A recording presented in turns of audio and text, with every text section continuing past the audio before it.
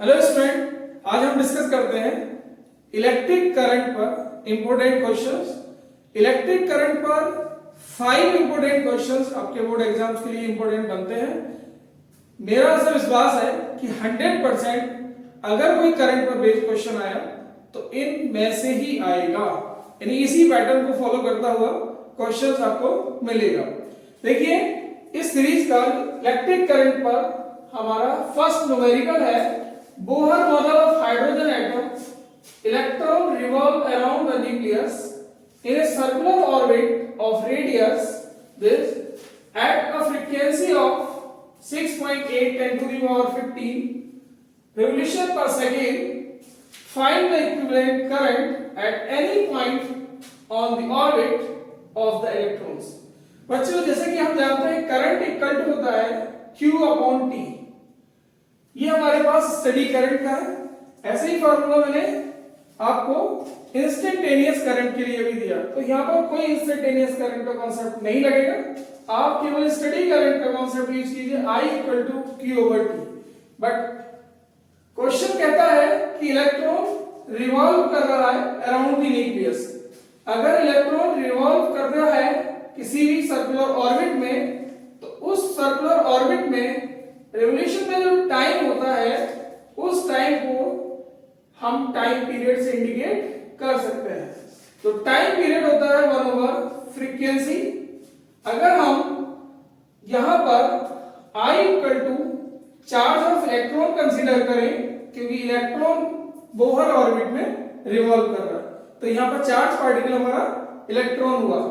Time period T ले और 1 over time period हमारे पास फ्रीक्वेंसी बन जाएगी और E into F. Charge of electron 1.6 into 10 to the power minus 19 coulomb होता है, और आपको क्वेश्चन में फ्रीक्वेंसी दी है 6.8 इंटू 10 टू दी पावर 15। अगर 0.88 10 to the power minus 3 ampere. Clear? अगर आप इनका प्रोडक्ट करते हैं, इनकी मल्टीप्लाई लेते हैं, तो आपको आंसर मिलेगा 1.088 10 to the power minus 3 ampere. Thank you. तो बढ़ते हैं नेक्स्ट क्वेश्चन की तरफ। नेक्स्ट क्वेश्चन भी हमारा स्टडी करंट पर ही बेस्ड है। जो क्वेश्चन में कहा है a solution of sodium chloride discharge sodium ion and 4.5 10 to the power 16 chlorine ions in 2 seconds. In 2 seconds, what is the current passing through the solution? इस solution से कितना current pass होगा? तो बच्चों, यहाँ पर एक तो सोडियम आयन है और एक क्लोरीन आयन है, तो ये टोटल कितना amount of charge, because I equal to Q over T होता है। आपको कैलकुलेट करना होगा अमाउंट ऑफ चार्ज। टाइम हमारे पास 2 सेकेंड है, तो Q के लिए आप कौन सा चार्ज क्वांटाइजेशन यूज कर सकते हैं, और sodium ion Na positive plus chlorine ion Cl negative, ये हमारे पास n नंबर ऑफ आयंस होंगे और चार्ज ऑफ इलेक्ट्रॉन मिलेगा। यहां पर सोडियम आयन का नंबर है 6 into 10 to the power 16 plus chlorine ion 4.5 10 to the power 16 into 1.6 10 to the power minus 19 add करेंगे तो आपको मिलेगा 10.5 10 to the power 16 into 1.6 10 to the power minus 19। 10.5 into 1.6 10 to the power minus 3 आएगा। ये आपके पास इतने कूलम चार्ज बनेगा। अब आप I equal to Q upon T simply use कर सकते हैं। ये फार्मूला आपका कहता है I equal to Q upon 2 where the value of Q is 10.5 into 1.6 10 to the power minus 3 divided by 2। जब इसको सिंप्लीफाई करेंगे तो आपको मिलेगा 8.4 10 टू दी पावर माइनस 3, और आप लिख सकते हैं 8.4 मिली एम्पियर।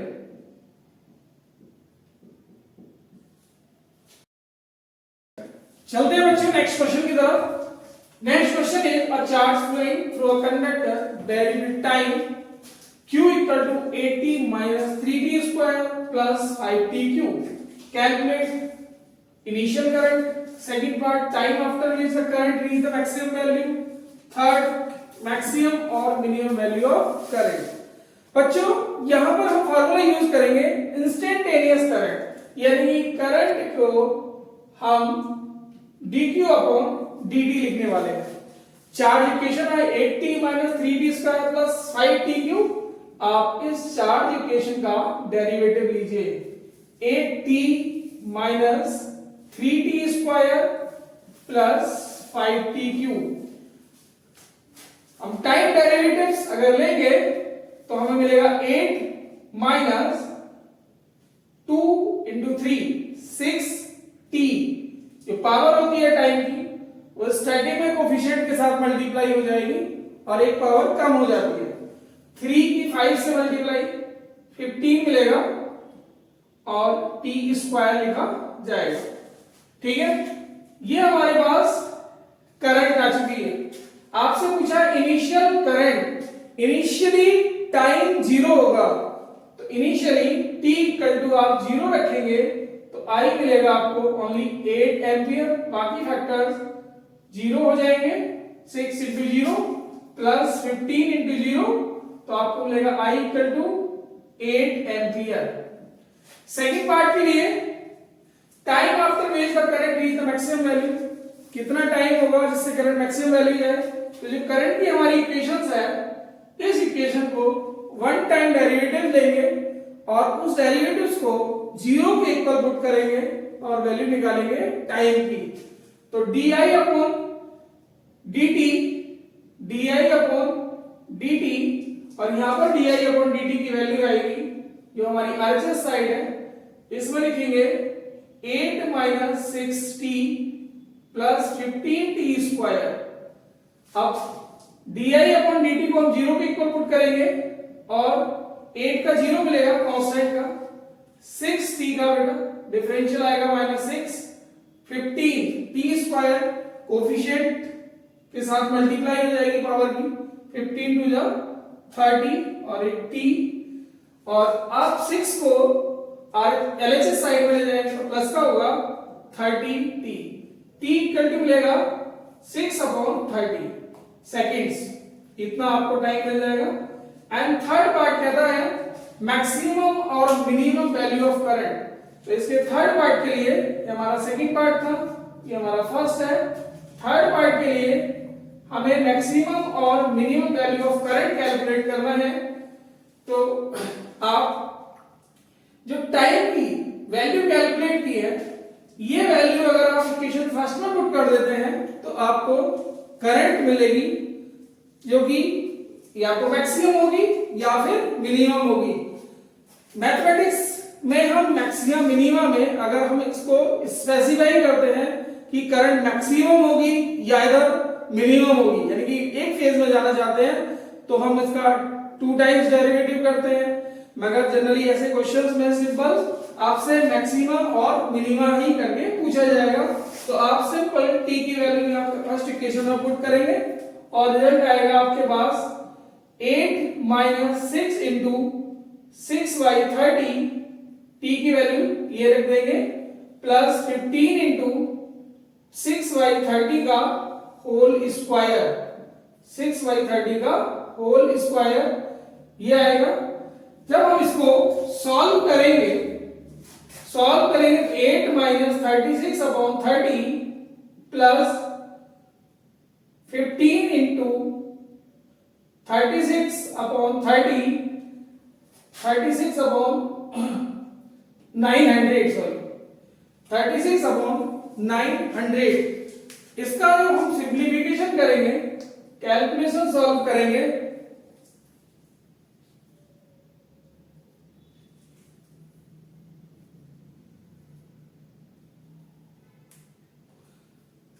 यस जब हम इसका सिंप्लीफिकेशन करेंगे, सिंप्लीफिकेशन के बाद हमें मिलेगा 7.4 एम्पियर। ओके, चलते हैं नेक्स्ट क्वेश्चन की तरफ। Find the amount of charge that passing through the wire. During 10 seconds and 14 seconds. देखिए ये ग्राफ जो गिवन है बच्चों, करंट और टाइम ग्राफ, ये करंट टाइम ग्राफ की हेल्प से हम amount of flow of charge calculate कर सकते हैं। अगर हम इस करंट टाइम ग्राफ का एरिया कैलकुलेट करते हैं तो एरिया, करंट टाइम ग्राफ का जो एरिया होता है वो हमारे फ्लो ऑफ करंट को डिफाइन करता है। यहां से हमसे फर्स्ट पार्ट में कहा है ड्यूरिंग 10 सेकेंड्स, तो यानी कि 0 से लेकर 10 सेकेंड तक आपको amount of flow of charge calculate करना है। तो आप ट्रायंगल का एरिया और रेक्टेंगल का एरिया कैलकुलेट कर दीजिए और दोनों को सम कीजिए, आपको 10 सेकंड में amount of flow of charge मिल जाएगा। तो फर्स्ट पार्ट के लिए Q equal to area of triangle 1/2, base is 4 and height is 5 plus यहां से यहां तक का डिस्टेंस मिलेगा। चार्ज कितना सेकंड हुआ? 4 to 10 6 सेकेंड्स। तो 6 into 5 2 to 4 2 और 10 plus 30 इट मींस 40 कूलम। आपको फर्स्ट पार्ट में आंसर आएगा 40 coulomb. Second part during 14 seconds, तो 14 सेकेंड में ये ट्रायंगल का एरिया और ऐड कर देंगे, यानी कि ये ट्रायंगल, रेक्टेंगल और ये ट्रायंगल, तीनों का एरिया सम कर देंगे। आपके पास Q मिलेगा इस सिचुएशन में 1/2 area of triangle 4 into 5 plus 4 to 6 4 to 10 sorry 6 into 5 plus इस सिचुएशन में ट्रायंगल का एरिया बनेगा 1/2, बेस कितना होगा 10 से 14 तक 4 बेस इंटू हाइट 5, कंडीशन आएगी आपके पास 2 into 5 30 plus 2 into 5 10 plus 30 plus 10 50 coulomb. Q equal. इसी टाइप से हमारे साथ जुड़े रहिए। इसी सीरीज में हम आपको बेहतरीन और इंपॉर्टेंट क्वेश्चंस देंगे जो सारे प्रीवियस ईयर पर बेस्ड होंगे और आने वाले एग्जाम्स में बहुत ज्यादा इंपॉर्टेंट रोल प्ले करेंगे आपके लिए। बहुत शॉर्ट में और बहुत बेहतरीन कंटेंट हम आपको प्रोवाइड कराएंगे। हमारे साथ जुड़े रहिए हमारे चैनल में। Thank you everyone.